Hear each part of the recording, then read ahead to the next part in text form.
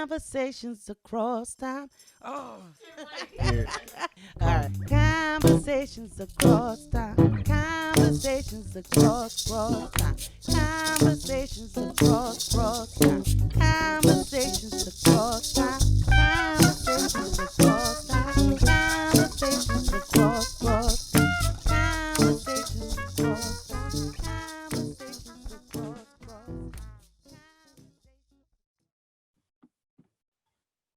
Good evening. I'm John Mason, a member of the cast of Conversations Across Time. And this is Rudyard Kipling's poem, The White Man's Burden. Take up the white man's burden. Send forth the best ye breed. Go send your sons to exile to serve your captives' need. To wait in heavy harness on fluttered folk and wild. Your new copper sullen peoples, half devil and half child. Take up the white man's burden, impatience to abide, to veil the threat of terror, and check the show of pride. By open speech and simple, 100 times made plain, to seek another's profit and work another's gain. Take up the white man's burden and reap his old reward. The blame of those ye better, the hate of those ye guard. The cry of host ye humor, slowly to the light. Why brought ye us from bondage, our loved Egyptian night? Take up the white man's burden, have done with childish days. The lightly proffered laurel, the easy ungrudged praise.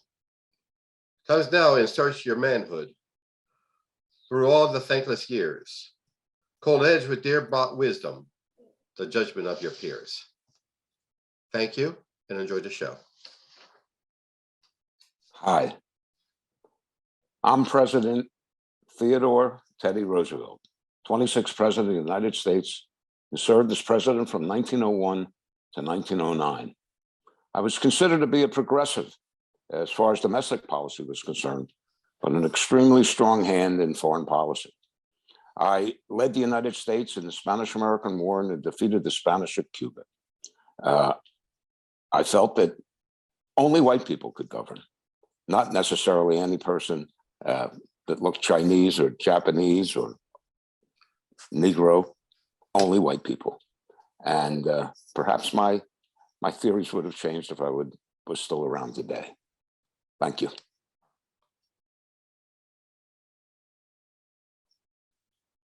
Hi, I'm John Milton Hay. I was secretary to President Abraham Lincoln during the Civil War. After that, I became Secretary of State and served under Presidents William McKinley and President Theodore Roosevelt. I coined the phrase for the Spanish-American War, that splendid little war. I was also the author and the implementer of the open door policy, which opened China to trade for the entire world. My policy was followed till pretty much after, up until World War II. I am Richard Nixon, 37th President of the United States. I started my political career in the House and the Senate with the Red Scare after the Second World War. I emphasized the alleged threat of the Soviet Union and Red China. In 1972, I gave up those talks, that policy, and began a détente with the People's Republic of China and personally met Chairman Mao Zedong. It was part of my plot to drive a wedge between China and the Soviet Union. Following that, we had to end our relationship, diplomatic relationship with the Republic of China in Taiwan. And from my perch, I see now the Chinese are expanding throughout the Asian mainland with their Belt and Road Initiative, accomplishing what we failed to do, and to expand their naval power through the South China Sea, raising a threat to Taiwan, which is now, with the passing of Chiang Kai-shek, a true democracy. Good evening. Welcome to Conversations Across Time. I am Vivian Crawford, and as you can see, we have assembled a very eclectic panel to discuss China. And the title of this series is China, From Poverty to Power. It's no secret that China has posed a figure that looms over the entire world. And I must say, from the historical perspective, we want you to examine how this happened and perhaps have some appreciation for where we are and how this resolves itself. So I want to start by asking, if I can, if Secretary Hay, if you would be good enough to explain to the audience the teachings of John Burgess, who was a professor and considered the father of political science at Columbia University, and how that impacted all of the guests that we have here tonight. Thank you. Professor Burgess introduced the German School of Political Science to the United States, and his theory was referred to as the Teutonic germ theory. And basically what Professor Burgess said was that the Teutonic peoples, the Germanic tribes, the Anglo-Saxons, were the people that had a genetic propensity towards democracy, and only they, and they alone, had the skill to organize governments and to organize democratic governments. The impact of that throughout the 19th century, and those who followed my teaching, and of course, President Roosevelt was an admirer of mine, was that it justified the British, the Americans, the French, the Anglo-Saxon from taking over other countries in terms of spheres of influence or colonization as well. And basically what Burgess was saying was that the only people that could legitimately govern and create stable governments were the descendants of the Teutonic tribes and Anglo-Saxon people. And this ties right into the poem that was recited very well by Mr. Mason at the beginning of the show, entitled The White Man's Burden. That's basically Kipling articulated my philosophy. And it's a point of reference for our audience. Kipling wrote that poem in 1899, and it was in response to the imperialistic actions of the United States and Great Britain, and specifically to the actions that were happening in Cuba, the Spanish-American War, that what did he call it? A lovely little war? I called it a splendid little war. I told Teddy, I wrote a note to Teddy and called it the splendid little war. Yes. And that's where he picked it up. You were his Secretary of State. That's where he picked it up. The splendid little war. Yes. And the thing was, we justified it after the war in terms of colonizing, and people like to say that, but we colonized the Philippines, we colonized Puerto Rico, and we had spheres of influence all over the world. And that was not only my goal, but President McKinley's goal. Some of the Republican politicians that were around with me at the time, William Randolph Hearst and Joseph Pulitzer, and of course, the leader of the pack was our good friend, Mr. Teddy Roosevelt, who I love dearly. Interesting when you mention that the private citizens that were involved in this deception, because there seems to be to me a direct comparison with William Randolph Hearst and what we see happening with Rupert Murdoch's Fox News today. I would say that there's so many similarities between the foreign policy at the turn of the 19th century to the 20th century and what is going on now in terms of the media, in terms of, we called it yellow journalism back then, but you could call it Fox News now. And the power they had in influencing American foreign policy, especially with the topic we are pursuing today, China, and how China, and I did not have a strong liking for China nor an admiration for them, as did Mr. Roosevelt. But the way China is portrayed is the same way that the Spaniards were portrayed leading up to the Spanish-American War by the press and by the media. And I think more than anything, we should at least touch on the fact that the Spanish-American War was actually started because of the bloodlust from our panel guest tonight, President Roosevelt. There had been no firing on the USS Maine. That just absolutely did not happen. But it was a pretext for getting us involved in a war that, for all intents and purposes, yes, it expanded our sphere of interest, but it also was started on false pretense. Well, that's for Well, that was sure. no, if I may, I mean, that's no different than other wars were started after my regime. Yes. Look at Vietnam and, Iraq. I mean, all those wars were started on false pretenses. So, I mean, I didn't know it was a false pretense at the time, but if it was, then it was. But we were victorious. I was victorious.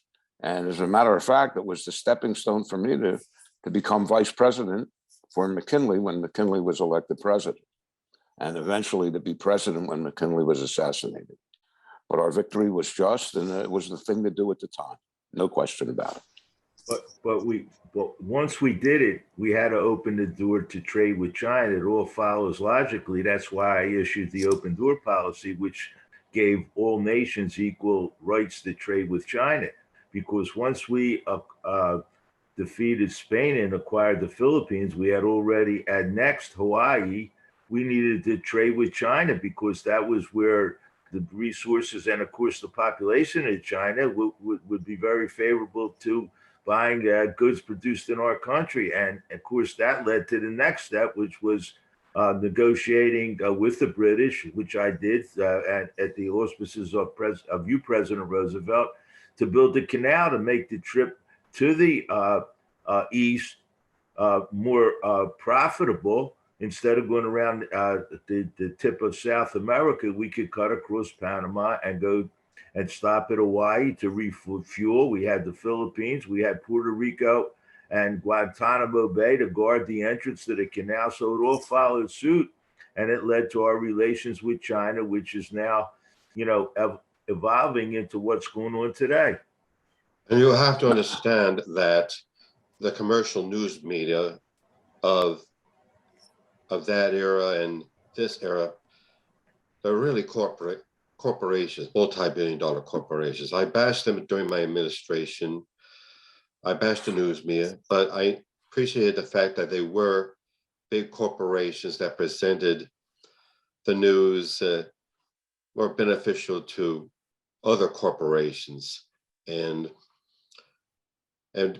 we always counted that the American people would be gullible and obey everything we tell them and get worked up based on their emotions and not reason. And And that's no different. That is no different from what happened, what William Randolph Hearst and Joseph Pulitzer enabled the U.S. government to do during the period before we had this technology that allows us to speak to people and communicate with folk and see video from other lands. I mean, you absolutely have hit upon it. And it's interesting that you would bring up President Nixon, because when you talked about the press and I mean, you lambasted the press. And I think from today's perspective, you were actually the canary in the coal mine about the press. yep, well, pretty much so. You know, media like Fox News, just like the Hearst papers, is Fox News is, you might say, yellow journalism for those that can't read. And they've always counted on the gullibility and ignorance of the American people. And so many times it's worked. And from my perspective, I don't know if that's going to change. Well, I mean, if we can, the poem that you read was a response by Rudyard Kipling, The White Man's Burden, was a response to the imperialism and the actions of the United States, and justifying what was happening in the Philippines. And I would like for just, if we can briefly touch for a moment on the atrocities that were visited upon the Philippines as a result of U.S. aggression. I mean, women were raped. There was an order given by a general that no one over 10 should be able to survive, because those over 10 and over would be able to wield a weapon against the United States. And these people were summarily murdered. Millions of people died in the Philippines as a result of United States aggression. But if we can, I would like President Roosevelt to speak to the fact that there was no more of a frontier. There were all of these men who wanted to prove their manhood by conquering a people. And once the American frontier was conquered, or as they said, settled, because of manifest destiny, they had gotten all the way to the Pacific Ocean, then these men that wanted to express their virility looked around for someplace else to conquer. And what did they do? Well, they looked east. And what were those people called? They didn't even have a concept. Americans didn't have a concept of what people of the Far East looked like even. That's why they were referred to as Pacific Negroes. But the upheaval and the savagery with which the Philippines were conquered was just unbelievable. And the fact that the Filipino guerrilla fighters are what enabled U.S. troops to enter the Bay of Manila and be able to conquer Manila, because they made a deal with the Filipino guerrillas. But then they welched on that deal because they said that they were, according to what according to what Secretary Hay was just talking about, because they were not white, and therefore they were others. And as others, they could not, according to John Burgess's theory, ever be able to self-govern. So that deal that they made with the Filipinos to fight the Spanish from landward, and that the United States would attack from sea and isolate the Spanish to Manila, forcing a truce with the Spanish, is all based upon the fact that they lied to these Filipino guerrilla fighters. So I just wanted to say that because I wanted to make it clear to our audience how that poem came to be and what the mindset was. Now, if I may, can I yes, just please. Can I just enter here? Mm-hmm. You know, what you say is basically true, but you have to understand that that's what happened up until that point in time, from time immemorial. Look what we did to the native tribes, the Indians, when we conquered the United States, which was part of the manifest destiny of the Europeans. And look what the United Kingdom, Great Britain, did in Africa, you know, when they became imperialistic in the African countries. So it wasn't just me. I'm sorry. It wasn't just us. It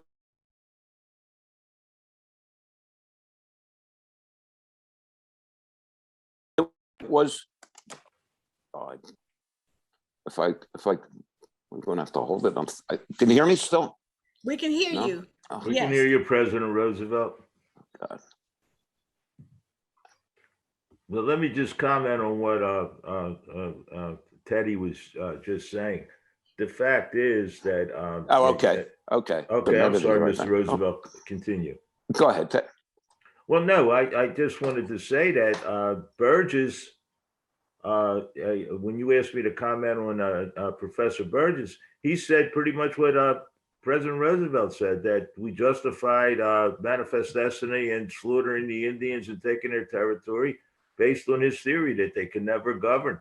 And the same with the Philippines, and that it was the nationalistic movement in the Philippines. The Philippine rebels wanted to get rid of the Spaniards. We helped them because it helped us win the Spanish-American War and take Manila.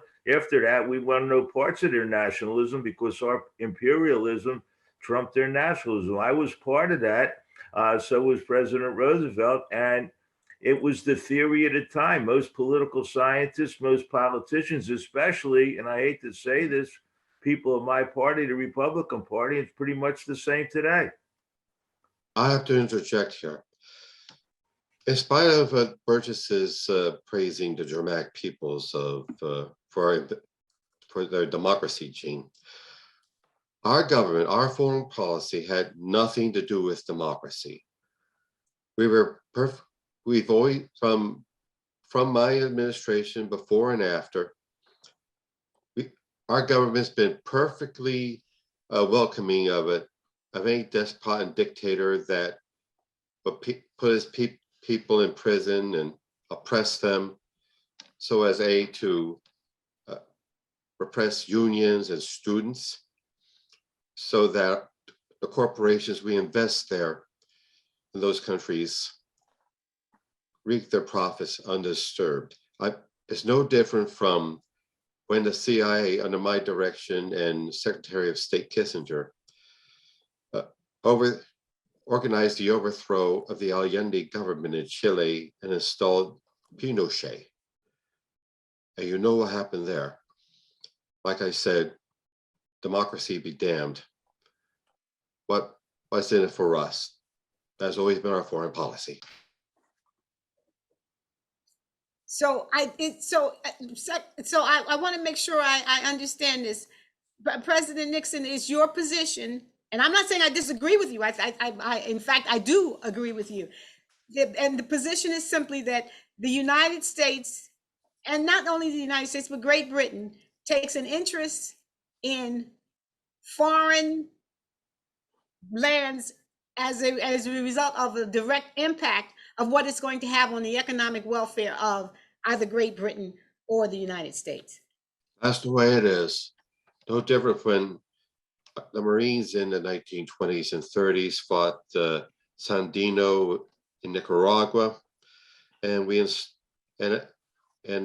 installed Somoza in charge, the Somoza family, and they assassinated Sandino, and they've been our ally ever since then. Or what happened in the Middle East, which is something that we talk about frequently on Conversations Across Time. What happened in the Middle East when in Iran, particularly when the President Mossadegh was the CIA engineered a coup against him and installed the Shah of Iran. I mean, we all know what happened with that. So that being said, I think we need to have a little bit of a discussion, given some historical background on China. And I would ask if anyone wants to just jump in to talk about the Boxer Rebellion. Because you did hear Secretary Hay mention the Boxer Rebellion and say that he didn't say the Boxer Rebellion, but what he talked about is that the open door policy. Well, the open door policy that he talks about, that he speaks of, there were no Chinese sitting at the table when the Western powers were divvying up China and having access to China. Secretary Hay. Yeah, the first of all, they shouldn't be because, as we said, we didn't think they were capable of negotiating or settling in a democratic or a negotiable way. To be that as it may, China became very nationalistic in the 19th century. They wanted their own culture to dominate. They were resentful of the European powers who had spheres of influence. They've been trading with China ever since Captain Cook, went to the Sandwich Islands, and then they went to China. So, and the whole thing with the Boxer Rebellion and Chinese nationalism was that just like any other people want to govern themselves, their own culture, their own national group, whatever you want to call it. They don't want to be dominated by outsiders. So Chinese nationalism started in the 19th century. It carried over to rebellion against the spheres of influence and a rebellion against my open door policy. They didn't like the fact that Europeans and the Russians and the Japanese were exploiting the Chinese and bringing their culture, their ways into mainland China, which had a large population, which was proud of themselves, like all countries are. And that's what led to the Boxer Rebellion. And of course, to keep the trade routes open and to keep China open to all the European trade, we had to use military force. So nations, France, we, the United States, Britain, Japan even sent troops to put down a rebellion so that we can maintain our control, our spheres of influence, and open China to trade to everybody in the world. And the Chinese did not benefit from it. It was an exploitation of people that most of the Western world thought was inferior, and it was okay to do that. And to just summarize, that leads to a lot of the prejudice, a lot of the negative feelings toward Chinese people in the United States throughout history and to this day. Now, this has been a really intriguing discussion because we sit from a perch of looking at what is going on and the rise of China. And again, this is China from poverty to power. So I'm going to ask that my guests return next week and that we have an opportunity to delve further into this relationship as between Western powers and China. China is a major force on the world